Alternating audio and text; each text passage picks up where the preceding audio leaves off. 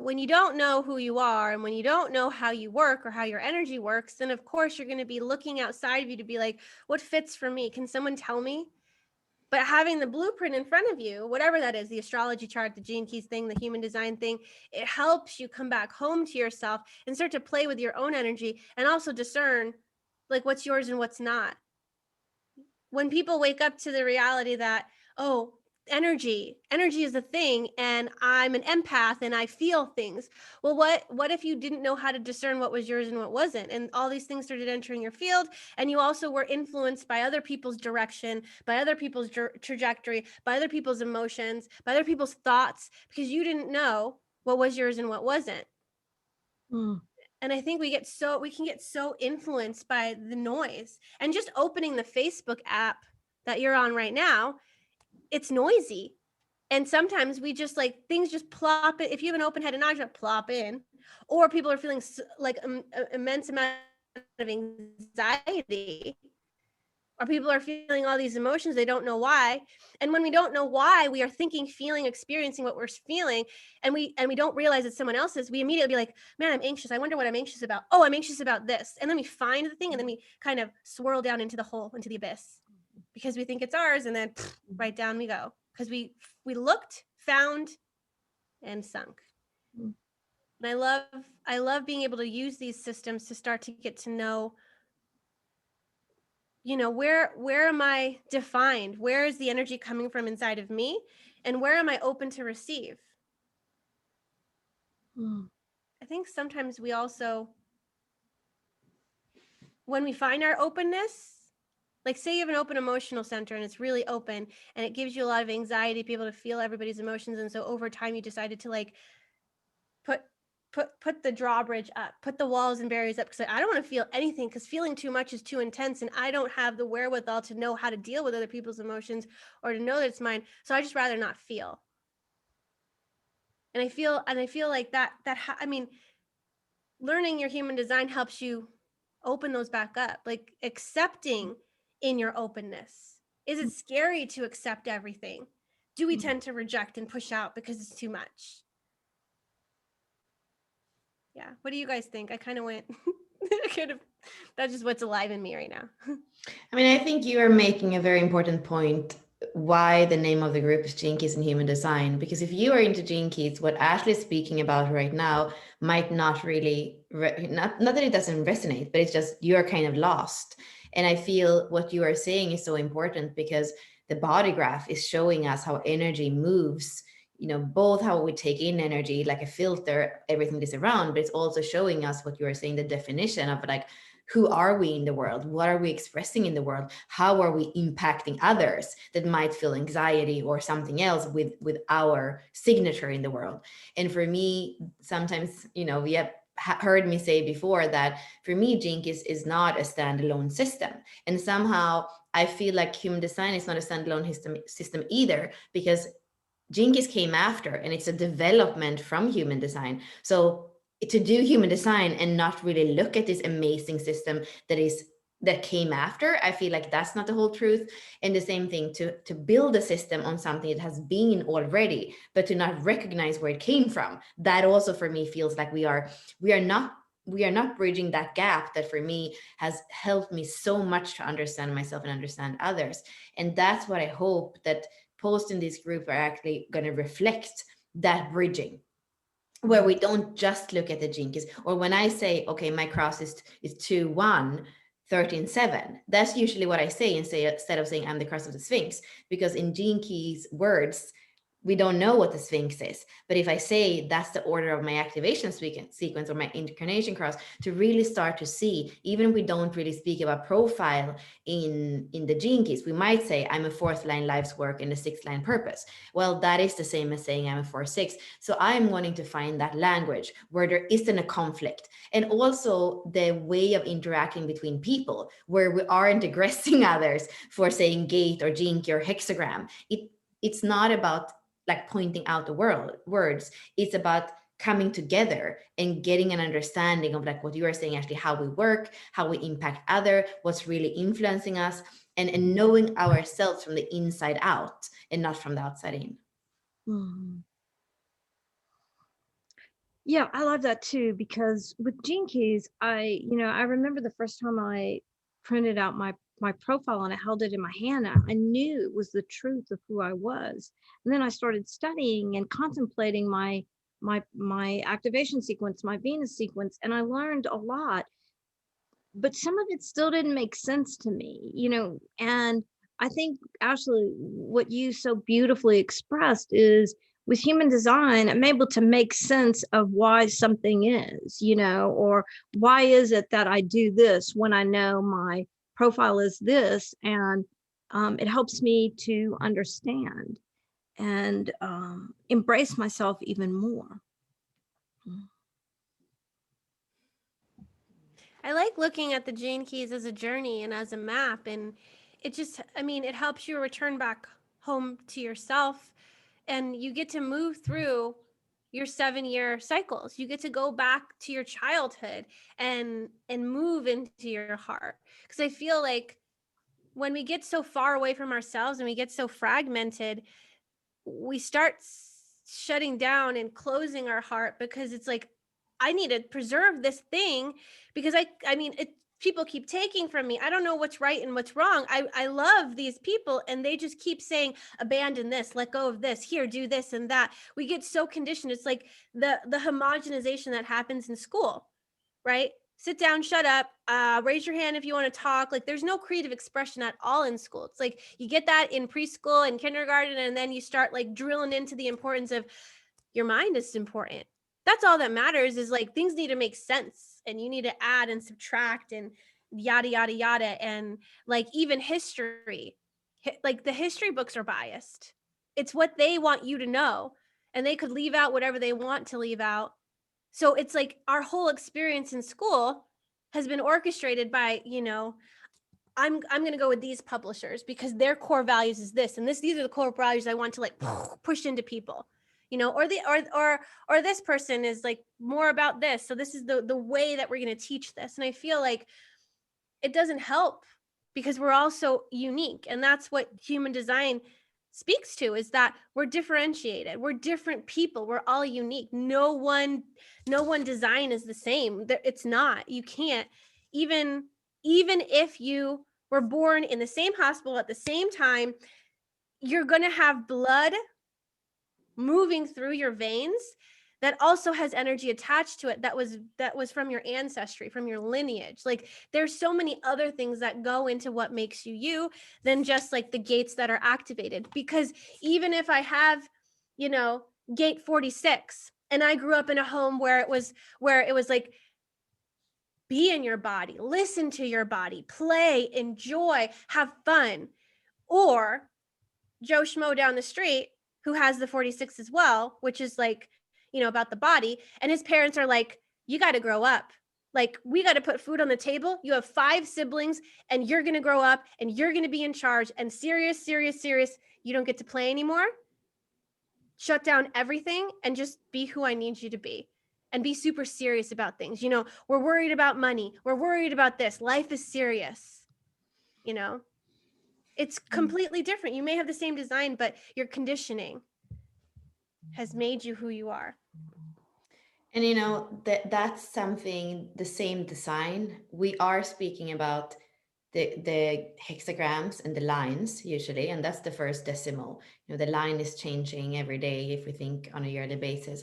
But then there are other decimals. There are always decimals. So we have the hexagram, we have the line, we have the color, we have the tone, and we have the base.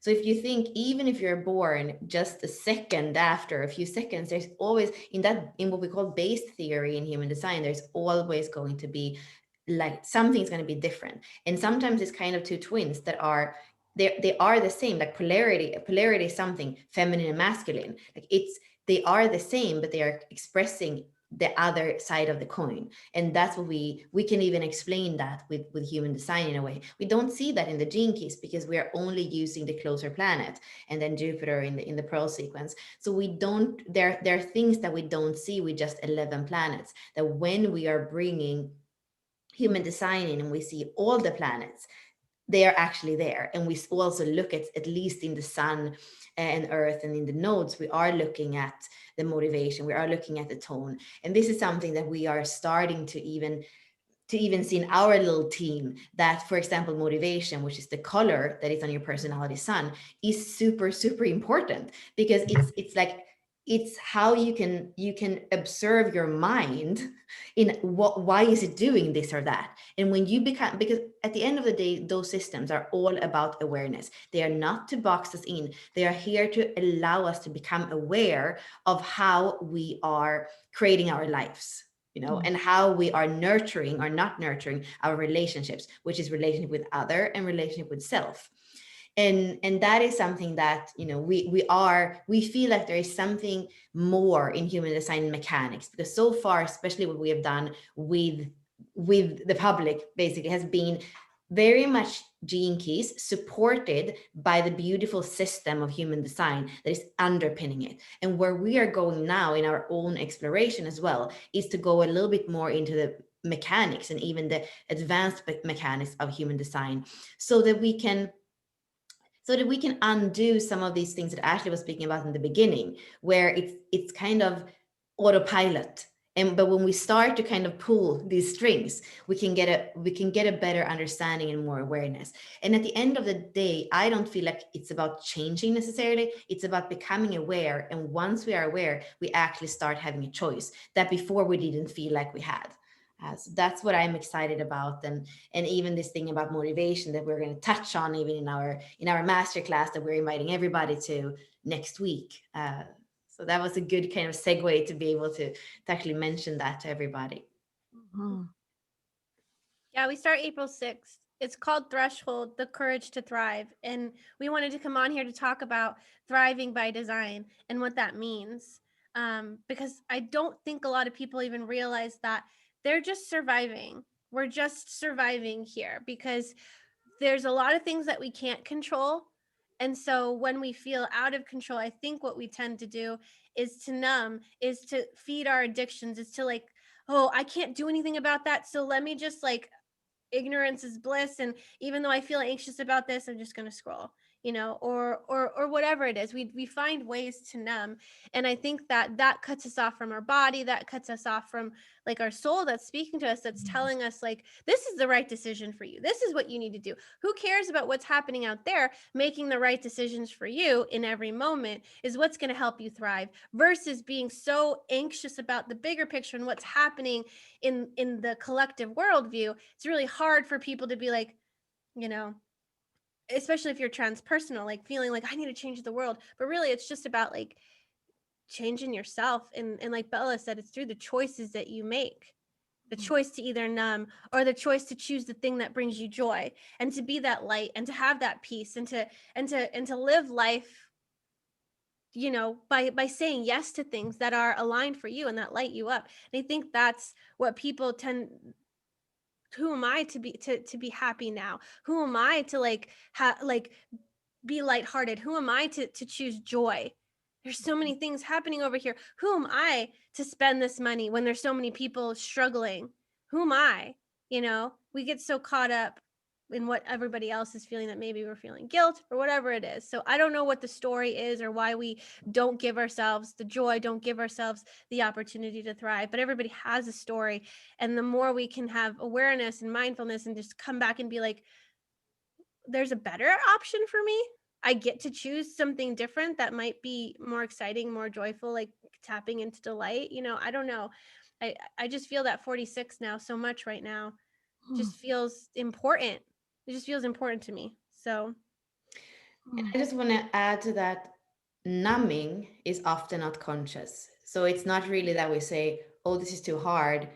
We don't one day just come and say, oh, this is too hard, I decide not to feel. Like, numbing it's a protection mechanism that comes from trauma. When something was too difficult to feel, and we didn't have the possibility, we didn't have a strategy in that moment to get out of it. Maybe we were children, maybe we were married and we didn't even know that that there is a way out. So when you are in a situation where you can't really leave, that the protection mechanism is to numb, to not have to feel so much and suffer. But it's not consciously what we say. And what I feel like you are speaking to, Ashley, is that when we have done, like when it's kind of like a little bit of snowball effect, like when it starts there with numbing, and then we stay in a situation that is hard, and then like all the dreams and all the possibilities, they become kind of further and further away because we're just staying in something that isn't good for us. And here we could speak about the spleen, for example. Again, if you have an open spleen, you might not be able to know how bad something is for you,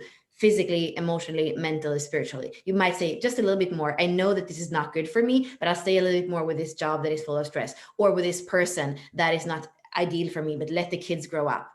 And then if you have a defined spleen, it's like it's kind of gonna have to be a really big tumor. Like the pain is gonna be really, really big until you can't take it anymore. And that's when we say that's what we say with a splenic center. You know, you often have to get so sick so that you have to do a surgery when with the open spleen. If you can just listen before, even like a homeopathic remedy is easier. So whether you have a defined spleen or an undefined spleen, I feel when we are not truly listening on an everyday basis, saying, is this good for me on all the planes of who I am, that's when we need to numb, because that's the only logical way of being able to stay in something that's actually not good at all. And the power to choose something different, and the power to know why you're making that choice, and the power to understand that that choice is, part of the truth of who you are. How empowering is that? Mm. And I can share something. I've been getting fired up. I can share something that I've been feeling the last days. Like I've been feeling so much both the feminine and the masculine in me. I've been feeling in the morning when I wake up, I just want to lay in my bed, like really like this, and I just want to feel. It feels like I almost have Mother Earth under me, but it's just my bed, and I just want to lay and feel and kind of surrender. And I don't want to think about what time it is. I don't want to think about what I'm going to do. I just want to feel like kind of just laying there in bliss. And I've always thought that was kind of stupid, like Ananda and those like names that everybody have. And now I'm like, oh my God, is that what I'm doing? So that's one side of my experience. And the other side of my experience with the process that we are doing is waking up to my actualization in the world and to how I want to create my reality. And that's the eros that says, this is how I want to penetrate the world. I'm going to do it in a way that is exciting to me. And like, so I see very much those two polarities, and it's a little bit destabilizing for me because I can be really happy doing this. But so I'm discovering those polarities in myself, and that they are both part of me. And I'm still seeing how I can be, how to feel not in anxiety because I'm doing this and that, but just being able to kind of walk in and out of those parts of myself that are always there. So that I feel is my process right now, that I feel is connected to what we are doing, all three of us, and the masterclass and our programs and the journey basically. Mm-hmm. So cool. Mm. Yeah, I oftentimes feel that we don't give ourselves what we actually want. We fall into the trap of routine or what we should be doing. And I'm speaking for myself here because a lot of my choices used to be, what am I supposed to be doing? What would make other people happy? What is society telling me that I should do? And I know that we build our life around what is valued because we want to be accepted, we want to be embraced. I want to be accepted, I want to be embraced, and I want the people that I'm living with to not be attacking me for like what I'm doing. And I know as a child it was there, the value was about doing, contributing, and being busy, and like just like there wasn't time to lay in your bed and like relax and like sleep in and feel the like. I was just talking to my aunt at lunch today. She's like, my grandma has this tendency to like always be busy, always do something, be productive, get the to-do list done. And she's like, sometimes I just want to sit on the couch and I want to scroll Facebook. But if I see that she's doing something, I feel super guilty. And then I get up and I go and help her because she can't relax. If she sits down and relaxes, she's like done, you know. And so she knows, my grandma knows, I need to keep going because moving keeps me alive. And she's older now, so she's like, and she's always been like this. It's not like an older thing, but that's how I feel. If I've been conditioned to feel that, to value being busy. But there's sometimes where I'm like, I don't want to be busy doing this. Like, I really like working and I really like doing this stuff, but I feel guilty because the world around me doesn't value work and entrepreneurship as much as they value raising children, being a housewife, doing the things you need to do around the house. And so I feel it's hard for me to do the things that I love because I feel pulled in what I'm supposed to be doing. And I feel like when we can't give ourselves and say, screw it, I'm just going to do what I love, I'm going to do this, we start to build like this walls around us and make these areas of our life that you can be yourself in, you know. We start putting boxes inside of our life. Like Bella had told me that before, is like, you like, do we need any boxes for ourselves? Like, I try to create this framework for me to be able to like be in my business, do what I want, do what I love. And so having a physical business like an LLC allows me to be like, yeah, hey, I'm making money. Like, I'm making money. Look, I'm contributing. Here's money. Like, and now I get to do what I love, you know? And I feel like a lot of people, they in a world that's so expansive and vast, they're like, I feel so unsafe here because there's so many other people's judgments, projections, who I should be, like what school's telling me to be, what everybody else is telling me to be, that we start to build boxes around ourselves, whether we're like, I can be natural in this little area of my life, or it's like, I feel so unsafe and insecure in the big, huge world that I'm going to like build these boxes that I'm going to live in. But the growth isn't happening in the boxes because eventually you're going to outgrow them. Like, how much are you going to let yourself feel constricted and tight in these boxes, not being who you want to be because you're afraid of doing it in the big wide open and being natural in yourself? And that's how I feel oftentimes. And I went through a lot of that, where like my whole 2019, my mantra was free to be. I'm free to be myself.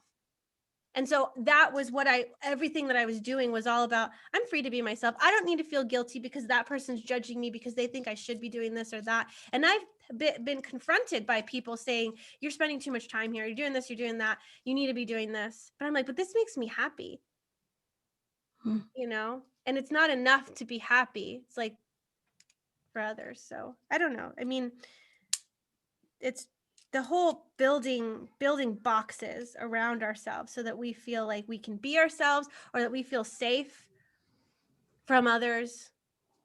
But we're not meant to be in boxes. Yeah. So how do we unbox ourselves? Well, it's a perfect time with the Aries energy, and we're going to have a stellium very soon, like many planets in Aries. And that is the energy of Gene Key 21, Gene Key 51, 17. Like, there is authority, there is initiative, there is, you know, our own discovery of the world that comes from our own fire. So I feel that if there is any time a year, it is after the astrological new year that happens when Aries starts. And we have those gates, Gene Keys, that are giving us like a bit of a energy boost so that we can go out and penetrate the world. And I guess what I am feeling is it's important the balance is always important. So even when we shoot, even when we penetrate, there is a part of it, like to not become extreme anyway, and to know that, to kind of create a life where, I think we were speaking about this before, Ashley, you know, where embrace all or reject nothing. I don't know why that comes in, but it's, you know, in your life, can you accept all and reject nothing, or does something have to change? Because if you can't be in radical acceptance for the totality of your life, it's going to be hard to really build from a foundation where there is this and this and that you're rejecting, or this box here that you think that you can build your business from, but it's not in alignment with your family or in alignment with, so that's kind of what I feel like. You look at the totality and see if the plant that you are can grow in that soil, not if you kind of do a little pot here, because like Ashley say, you're going to outgrow that, and then the garden is the whole thing, the totality of your life. Yeah, there's the whole accept everything, reject nothing. Is that always applicable? Like, what if you're in acceptance of, they expect this of me, I'm just going to accept it and just fill that role. And so in the acceptance and not rejecting who they think you should be, you're like, okay, I'm just going to be this. But then in all actuality, you're rejecting yourself to be.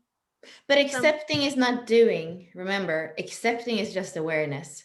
I'm aware, I'm accepting that that's what they think about me.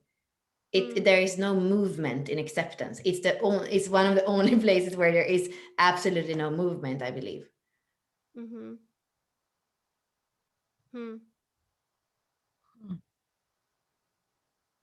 I love that, because when you just accept that that's how someone else feels, you don't need to reject it or push against it. You can just, accept that that's how they feel. That doesn't mean you have to take it on. You don't have to choose from that place. It's just an acknowledgement of that's what that person feels. And for me, the power is when I can accept that's what somebody else thinks, feels, desires, perceives, and simultaneously make my choice from my own being, my own body, my own joy, the acceptance of myself. It's interesting hearing the different perspectives, because in all of my experience, like I have 25.5 in my north node, and the fifth line is projection. And so if I'm feeling the pressure to be something for someone, my acceptance would be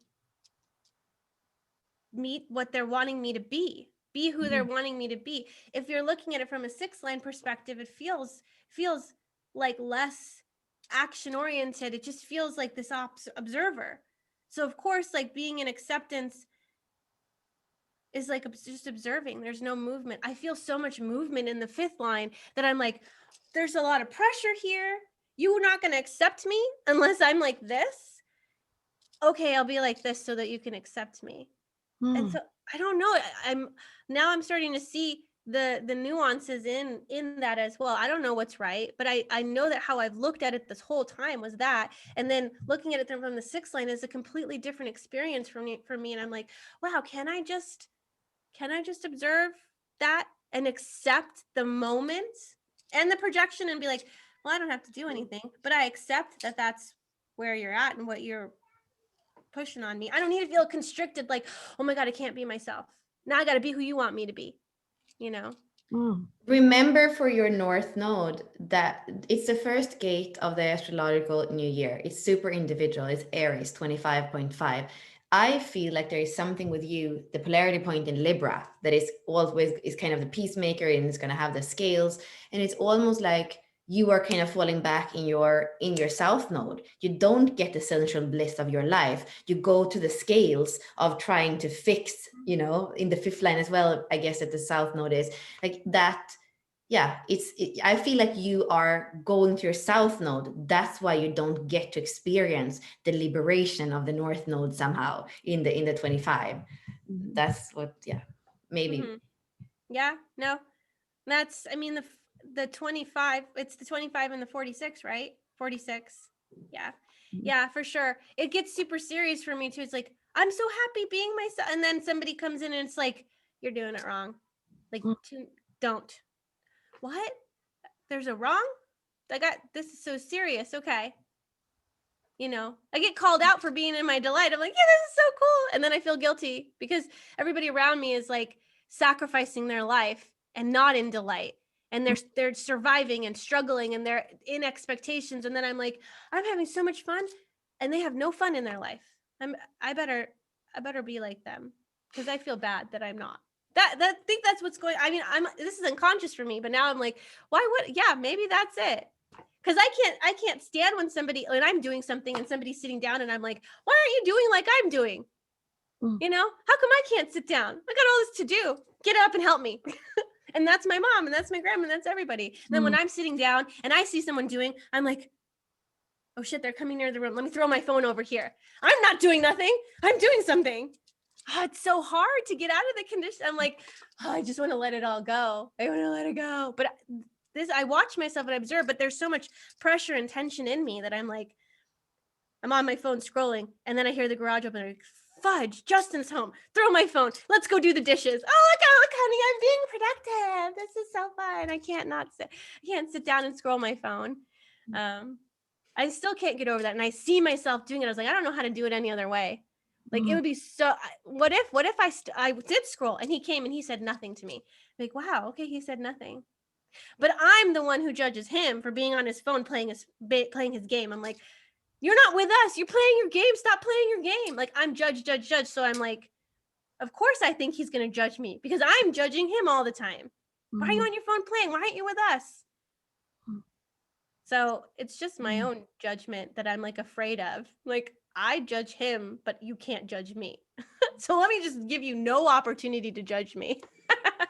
God, this is so uncomfortable. But I mean, that's my pattern. That is my pattern. It feels like a question to everybody though, because I have a little bit of a different, and I think it actually does speak to all of us. For me, it's, if somebody else is suffering, why don't I have to suffer? And it comes from my family and my mom, and it's not fair. And Simone, we were speaking on the phone yesterday, and even in our mirroring the other day, about always give value to the other. And I, maybe, you were saying it's not really a conflict for you. But I wonder what we are all doing. We're looking around and we think that that we need to either be fair with others or give value to others. There's something, I believe there are some patterns we all are draining our energy on by not allowing us to be completely unique who we are, but kind of comparing what we should do in relationship to others. Well, I mean, and we talked about it in the other night when we did the live. And for me, I'm realizing when I don't know my role, that's the leak. Because if I don't know my role, I'm like, what am I supposed to be doing? And then I'm looking, like I'm searching around for what am I supposed to do? And I know that I just have to be, like that's enough, but it's hard to, if I don't know what my role is, that's, and then that awareness, right, helps me think about and have the conversation of, have the courage to the clarity of consciousness to go, hey, what's my role here? What do you, how do we as a group want this to work? And what's working or not working? And then I get to choose instead of being in the, oh, I don't know what I should be doing here because I'm not really clear on what my role is. And then that's what drains me, the not knowing. But when I have a clarity about what my role is, then I get to choose to do it or not to do it or recreate it or, say, hey, this is what brings me joy and this is what I want to do. I mean, we have talked about that. Like for me, it's all about people. So I don't really want to work on my own. I can do that. I have, I can, but what's exciting and juicy for me is working with people and being in relationship. And so that's what I want to create, nurture more of. So I'm tending to opt out of, these tasks that are just me by myself, working alone. It's not, I've done that, and it's not the place I want to play or enjoy playing. And I want to be with people and in teams and doing things that I love. And that's what excites me. So yeah. Did I come around? Well, like my brain hurts because I think it hurts because like when I hear Ashley speaking, she's like, I don't want anybody to put a role on me. Don't tell me what kind of mother I should be. Don't tell me what kind of entrepreneur I should be. And I think that there is something with me as well. Like, it's like, don't tell me who I am. I just want to be me. And I think that's why I love human design and Jinkies. And I think that Ashley and I work together. We never defined our roles or who she's supposed to be. And this is the first partnership where I really feel free. I feel excited. I feel enthusiastic. I feel in awe for her uniqueness that is so different from my uniqueness. And I was just realizing that I think on purpose, we haven't had any roles. And then I realized, of course, in an organization, all that, like, roles are super important. But now I understand why Ashley and I have asked people that wanted to work for us for a year, like, who do you want to be? Because we were like, not just reluctant. It's almost like, we are not going to tell you who you are. Like, my brain hurts because I do understand that, we need to have roles, but it's almost like I can't do that to somebody else if I don't want you to do that to me. Like, discover who I am, but don't tell me who I am, because I'm not going to fit into your role of me. Oh yeah. And what's so interesting about this is, like, I don't have any, like, how y'all show up or what you do is always fine by me. Like, I mean, I hope that in our teamwork, do you feel like I've asked you to say, oh, no, this but you're almost asking us to tell you what your role is. And like, I have this kind of like thing in my brain. No, like, but I think that it's not about, it's about roles, and Simone is right. Because society values doing, and roles require us to accomplish and do something. My picture fell over, and I have a chalice, and like my picture fell onto my chalice, and the image that fell into it was the 30, the 40, and the 37. And I know that you have the 40 in your attraction, and I know that it's about, like, it could be exhausting, because if you're meant to be the person that's doing all these things and like, the will to like do, then you're gonna be like, yeah, who do you want me to be? I will exhaust myself to like, these are the roles I like to do. And then having an expectation, it's like, for example, I'm gonna give this person, and so she knows that, oh, I need to go, I need, this person needs me to go shopping for them, right? This is my mom. This person's my mom. I don't want to like tiptoe around, like, I'm not making up a person. So like, my mom is putting herself in a box. Basically, she's like, okay, grandma needs me to go shopping for her. I will be that person for her. My ex-husband needs me to go shopping for him because he can't go out because he's on oxygen. So now I'm gonna shop for him. I need to show up for my daughter every day because she needs me. And then I have these roles. I need to clean the house every weekend.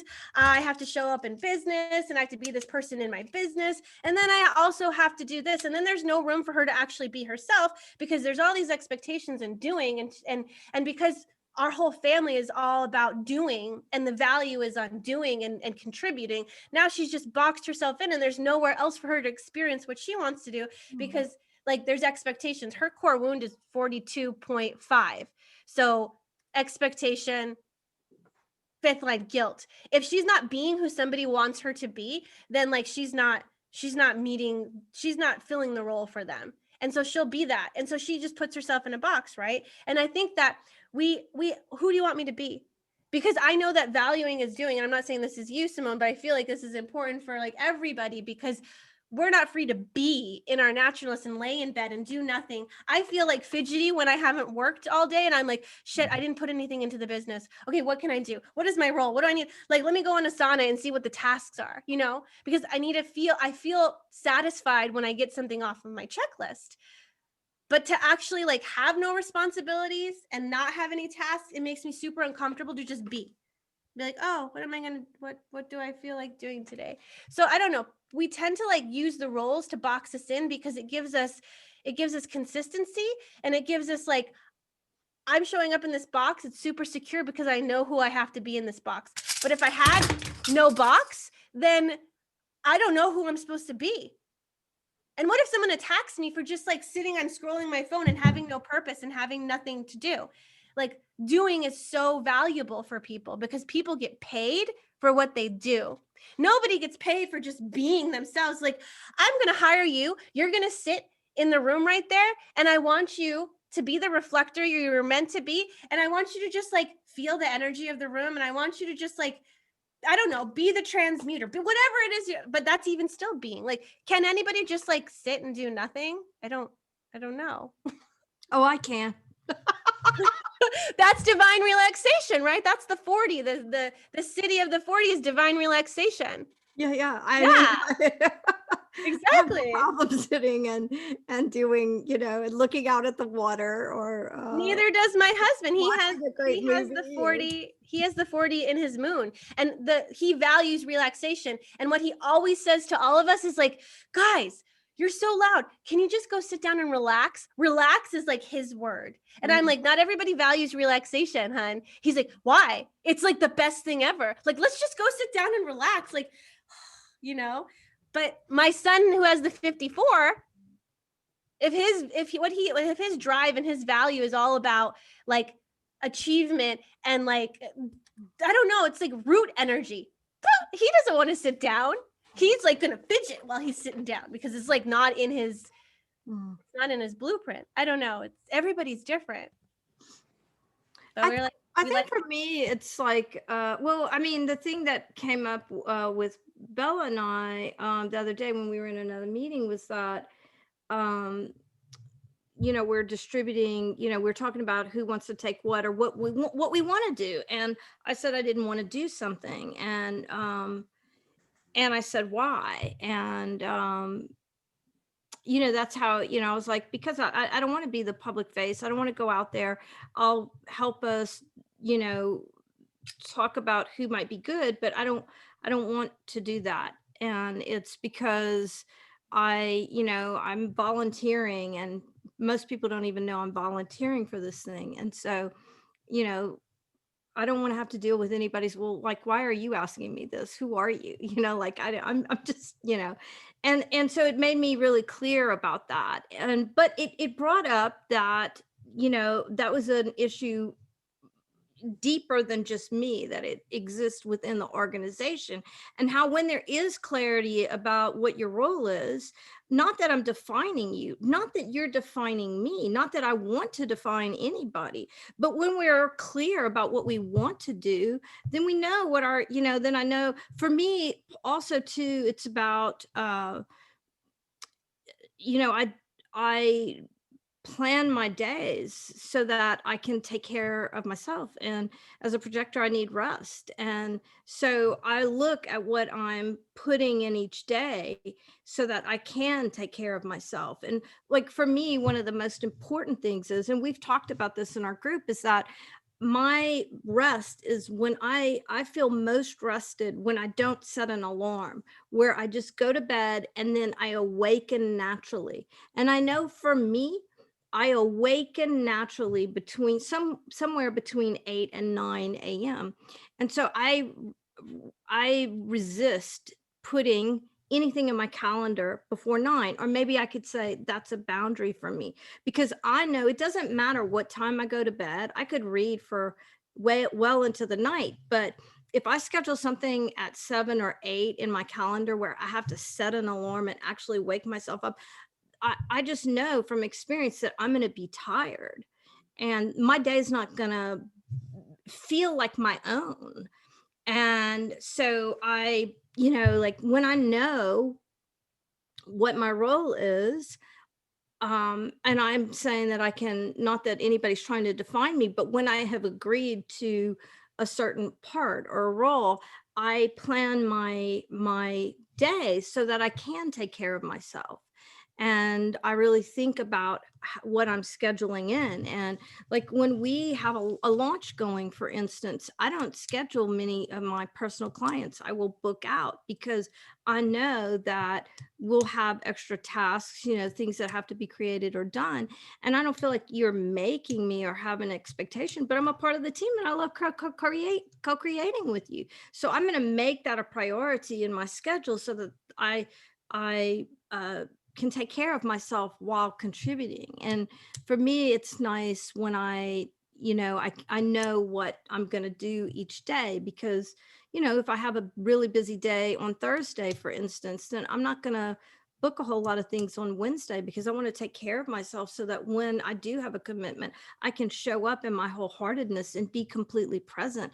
And I've rested and I've taken care of myself, so that that giving and receiving is in balance for me. So, and it's so interesting. I love kind of the tone of what you were saying, Ashley, about how when we were talking about the difference between a 6 line and a 5 line. And so what I'm saying may really truly resonate with some of you. And some of you may be going, no, it doesn't resonate with me at all. And that doesn't make me wrong or right. It doesn't make you wrong or right. It just makes you a different design.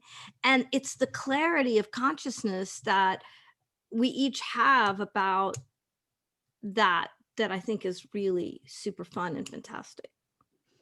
Yeah, and I thank you for doing all that. I think I am coming back to what I said before. Is my utopia about this world is from the inside out and not from the outside in. Like, I'm seeing the way that we recruit people in this world. There's like, we are seeking this role and this role. And then you read through all the requirements and do it like, can I fit into this box?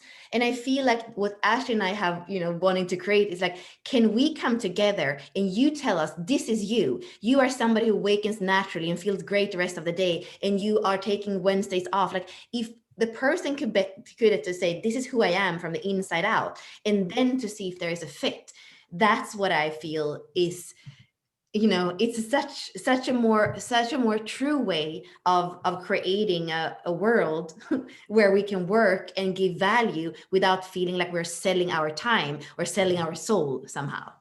Yeah, because we're not reverse engineering. I mean, you guys knew that about me when you definitely knew that about me, because I'd be like, yeah, I'll tape with you anything at night. Don't ask me to wake up early, because, you're 3 hours or 4 hours ahead of Ashley and I. And so, I'm getting up, it's your afternoon, so yeah, I mean, but we didn't reverse engineer, like y'all didn't come to me and say, Simone, we want you to do this, this, and this. You accepted the truth of who I was. In fact, I think y'all asked me that, or you knew those aspects of me, and you don't expect me to be a generator. You don't expect me to be, and I know that, so, we didn't reverse engineer, like, it's like you say, Bella, here's the job and let's go through all these things. And then people twist themselves into, can I do that box, instead of just showing up with our wholeheartedness and saying, okay, this is the truth of who I am. And yeah. And that's what we have to do when, like, for everybody watching, I mean, we kind of went on this, like, we're exploring in our personal lives, but the biggest thing is that, like, when you know who you are and when you know your design, then you know what opportunities to say yes to, what opportunities to say no to, because you're going to know which ones are pushing you into a box. And when you are pushed into a box, some of you is going to be hanging out. So are you fully expressed? No. And eventually you're going to get resentful and you're going to be like, oh, I can't be creative in this box you put me in. Wait, I didn't put you in a box. I just said, can you co-create with me here? And it's like, yeah, you were asking me to do something that's like not supernatural to me. So it was very hard for me to meet your expectations. I'm sorry, I didn't, and when you don't know who you are and you just want to serve and you just want to give value, and then you're like, say yes, and then you do it, and it's like, then you feel resentful later. And we've had these experiences in other partnerships that we had where it's like, fit in this box. And it's almost like, when you don't know what your genius is, it's very hard for us to find things to put you into. And so we oftentimes like, okay, what can we make? What box can we make that she could maybe flow in, or he could maybe thrive in? Because when you don't know, we're just guessing, and we're just like, you want to do it. Let's see what happens. And then if there's no communication, you don't know if they're like suffocating inside the box, or if they're like, oh my God, this is the best opportunity ever. And I think that's why communication is so important when you're in partnerships, because you don't know what's suffocating and what's expansive and what's like the right flower pot for them to bloom in. It's like, what are the right opportunities for you? And I think that's what we're wanting to help people figure out is, using your design, using that motivation that Bella was talking about, mustering the courage to say yes to these opportunities that may be boxes, but maybe they're like these boxes that are so huge that alchemy and transformation happens inside of them. You're not constricted. You're not trying to squeeze yourself into something. It's like, this is huge and I can thrive in here. And then when it's over and the box is gone. And then you move on to the next thing. It's like you have all these opportunities to grow and to expand and to meet, like, not expectations, but to I don't know, to show what you got, to be like, oh my gosh. And it's not about proving yourself, I guess. It's just like more opportunities to utilize your genius, to share your genius with the world, to fully express yourself. And if you can't be fully expressed in the boxes, then you don't say yes to those. If you have to abandon parts of yourself to meet an expectation or fit into a mold, then you say no to that. No, thank you. That's making me abandon myself, or that's compromising my integrity, or that's not actually my genius, but because I know that I can do it, I'll just do it for you. But I don't actually like doing it. I'm just going to do it because you need that check mark, It's so, as I was listening to you, I was thinking about two things. One thing is that when we've partnered with people, or we bring somebody in to partner, and we say to them, just come in. We don't have to have it defined before it starts. Just come into the container. We know what your genius is. It's going to evolve. And we've done that several times, and it's sometimes jarring for people, like, it's a little bit nerve-wracking. And I've felt that in the field, because, oh, you mean you're going to take me in and we're not starting with a knowing? And we're like, yeah, that's how yeah, pretty much. And they're like, well, what do we do if it doesn't work out? We're like, well, you leave. Yeah, because it's too easy to meet an expectation. It's too easy to be like, I'm going to just conform to what you want me to be. It's like we've been conditioned to hop into corporate jobs and be like, here's the role I need you to fill. You're going to be doing this, this, and this. And it's like, okay, I'll be that. But if we don't put these parameters and say, this is who we need you to be, there is no expectation. And so therefore, you have to know exactly who you are. You have to be very confident in your design, in your knowing, in your genius, and be like, here's what I have to offer. And it's like when you get into the process of co-creation, be like, hi, we're sitting around the table together. Here is the project we're working on. I'm giving in stuff. You're giving in stuff. And it's like, you have to be able to look inside you and be like, what does this project need from me? Okay, this. And that's where we start to see your genius. Yeah. And we can't be like, this is what I need. Can you fill that role? Yeah, because we don't even know until we're in the container. We're in the creation process. So that's been fun. It's been fun. And the other thing is like in the last couple of days, I have had 3 or 4 people ask me about being a leader. And it's just been an interesting question for me to consider, because in my life, I never, ever, I say this all the time, I'm happy to not be the face of things. I'm happy to sit back and work behind the scenes. But I have been a leader in my life, and I've really, because I've been getting a lot of people asking me about this, I was contemplating it, and I never set out for that. Like, I remember when I was in college, I just was looking for the people who liked the thing that I liked. And I wanted the club that did the thing that I liked, so that I could be around people who I was perceiving as my people and didn't exist. And so then I just made it, and I created what I wanted to have happen, and I think that's what has happened in all of my career. It was just looking for something that I could do that I enjoyed, so that I could be around people who enjoyed what I enjoyed, and I could be in my heart. And always that was an evolutionary process. So, people have been asking me, how to do something. And I've said, what is it that you love doing, and follow your heart, and, find the people who love doing what you do, or being in that. And then maybe those are your people, So that was always my quest, was to just find my people. and to do what I loved. And then all this magic unfurled. I mean, the whole way I met Bella is crazy. I've told that story so many times. It's because I didn't intend to, this to be my path, but I signed up for the Delta and just was following my heart. I was like, yeah, I want to do this. I'm sure I'll meet people who are interested in what I'm interested in, and we'll have great conversation. These will be my people. And it always just evolves when I'm following my heart. But I'm a 4/6. So that's my evolutionary path. Maybe you're a 1, and maybe you're investigating what you love, and then who do you find along the way? It's different for each of us, but you know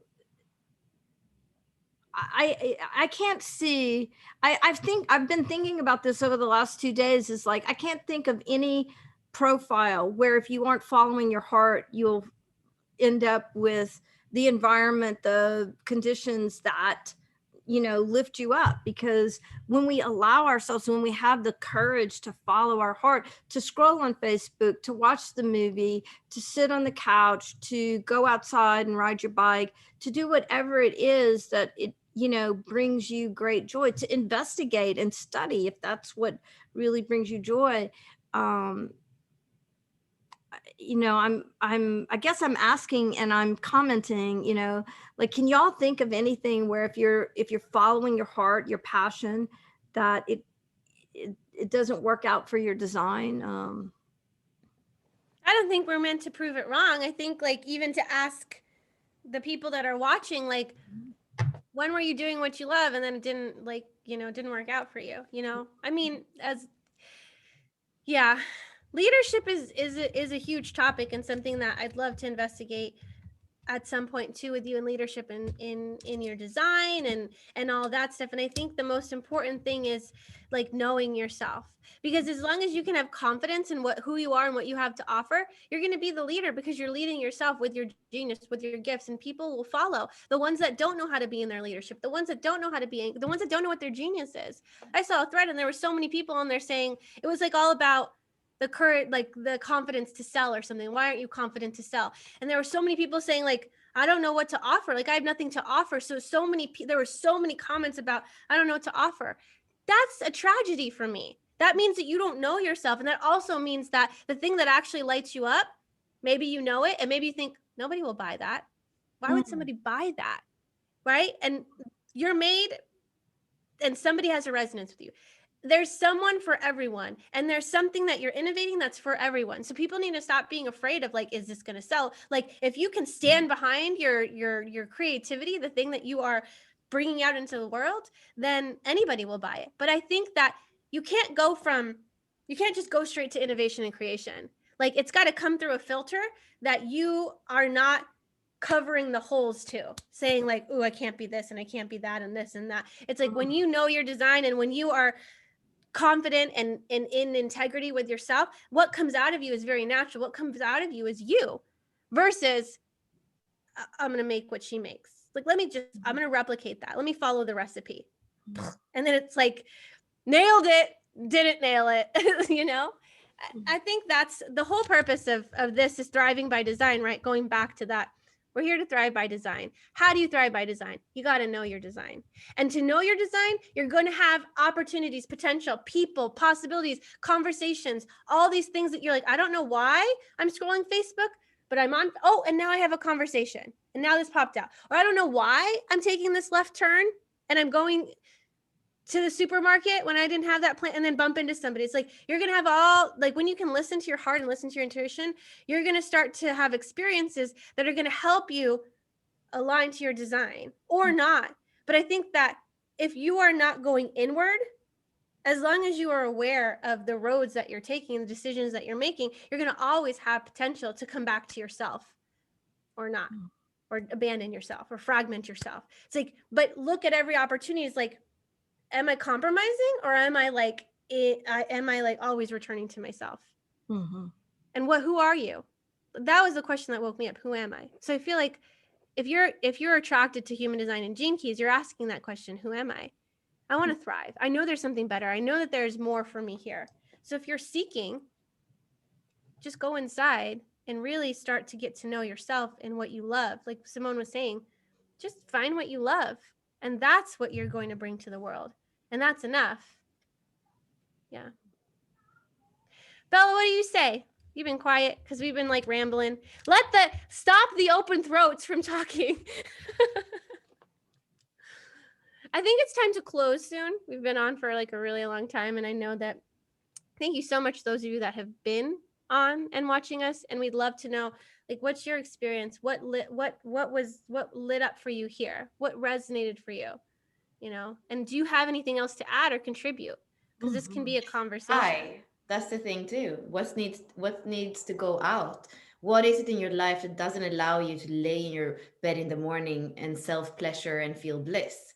Like, what is it? Because that job, that person, that false belief maybe needs to die so that you get to do that and not have to watch the clock when you get out of your bed and then have the to-do list and compensate for your pleasure. There's nothing, pleasure in itself is going to help the world when we are in a higher frequency, like the heart, like, you know, openness, pleasure, relaxation.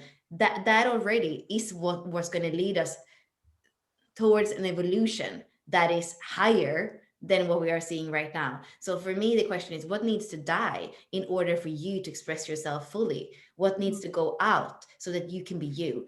And for me, the question hasn't really been, who am I? It's been, where do I go? I have the second gene as my life work. Where do I go so that I can be me fully? Where do I orient so that I don't have to feel lost by people that don't approve of my way of seeing the world or my way of living?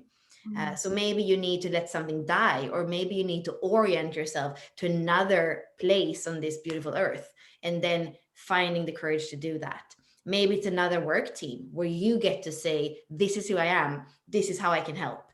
So all these questions, I hope that, I mean, I'm starting to feel a little bit in my belly, like it's moving, and not nobody's life, so as far as I know, is perfect. So we all have those things that we can start to feel, and our body's going to tell you, the body never lies. What needs to go? What needs to be invited? The body is going to bring you towards it, or make you come back, like make you retract from it. That would be my last words. Mm. And I think we're all hoping that you have the courage to choose you and to discover what that is. Mm. All right. Well, I think it is time to wrap, but thank you so much for joining us and following us on this journey. And if you feel like you want to join us in our masterclass is called Threshold: The Courage to Thrive. It's a 4-day series, and we'll post a link to that in the comments so that you can sign up for that. So thank you so much for joining us, and we appreciate any comments that you have or wanting to share. So thank you, and we'll see you soon.